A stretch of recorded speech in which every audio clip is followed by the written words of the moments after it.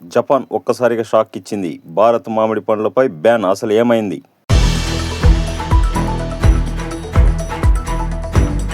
నమస్తే, పెన్మూర్ వాయిస్ తెలుగు ఛానల్కి స్వాగతం. భారతీయ మామిడి పండ్లకు జపాన్ భారీ షాక్ ఇచ్చింది.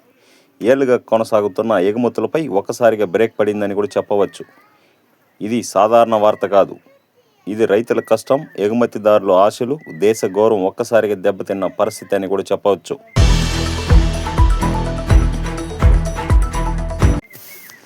అసలు ఏం జరిగింది? ఎందుకు జపాన్ ఇలా చేసింది? ఇప్పుడు రైతుల పరిస్థితి ఏంటి? పూర్తిగా తెలుసుకుందాం ఈ వీడియోలో. భారతదేశం నుంచి జపాన్కు వెళ్ళే మామిడి పండ్లు ఆల్ఫోనస్, బంగినపల్లి, కేసర్ వంటి రకాలు అక్కడ భారీ డిమాండ్ ఉంటుంది. జపాన్ అంటే క్వాలిటీ కింగ్ అని కూడా పిలుస్తారు. ఒక చిన్న లోపం ఉన్నా వారు ఒప్పుకోరు. అలాంటి జపాన్ ఇప్పుడు భారత్పై పెద్ద నిర్ణయమే తీసుకుందని వారు పేర్కొన్నారు.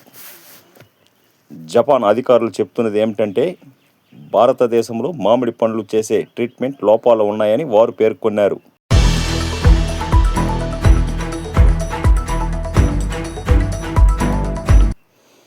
ప్రత్యేకంగా మ్యూమియేషన్ మరియు డిస్పెక్షన్ ప్రాసెస్ సరిగా లేదని వారు గుర్తించారు.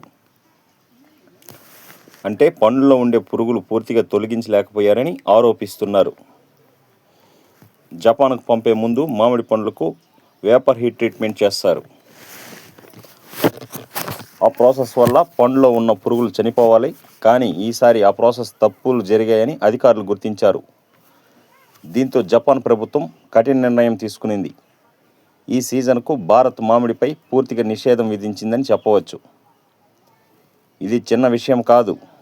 ఇది 20 ఏళ్ల తర్వాత మళ్ళీ వచ్చిన పెద్ద షాక్.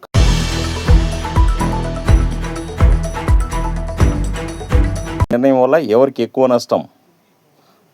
మొదటగా రైతులు, ఎందుకంటే వారు ఆశించిన విదేశీ మార్కెట్లు ఒకసారిగా మూసుకుపోయింది. తర్వాత ఎగుమతిదారుల విషయానికి వస్తే, జపాన్ మార్కెట్ అంటే ప్రీమియం రేట్లు అంటారు.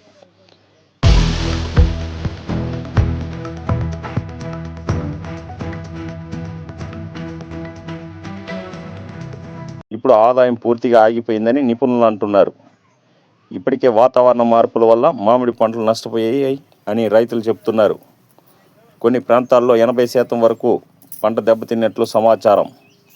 దీనికి తోడు ఇప్పుడు ఈ నిషేధం రైతులకు మరో పెద్ద దెబ్బ అని కూడా చెప్పవచ్చు.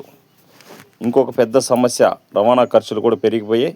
ఇది ఎగుమతిదారులకు మరింత భారంగా మారిందంటే ఒకవైపు అవుననే సమాధానం, మరోవైపు మార్కెట్ లేదు.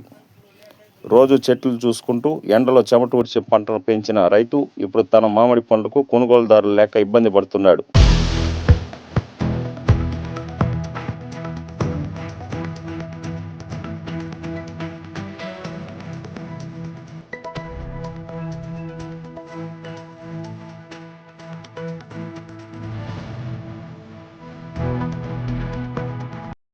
ఇది కేవలం వ్యాపారం కాదు, ఇది రైతు జీవితంపై పడిన గట్టి దెబ్బ. ఇప్పుడైనా అధికారులు చర్యలు తీసుకుంటారా?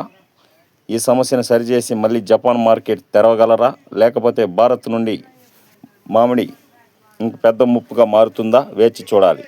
మీ అభిప్రాయం కామెంట్లో తెలియజేయండి. ఇలాంటి తాజా వార్తల కోసం పెన్మూర్ వాయిస్ తెలుగు ఛానల్ని సబ్స్క్రైబ్ చేయండి, లైక్ చేయండి, షేర్ చేయండి. మరొక వీడియోతో మళ్ళీ కలుసుకుందాం. ధన్యవాదాలు.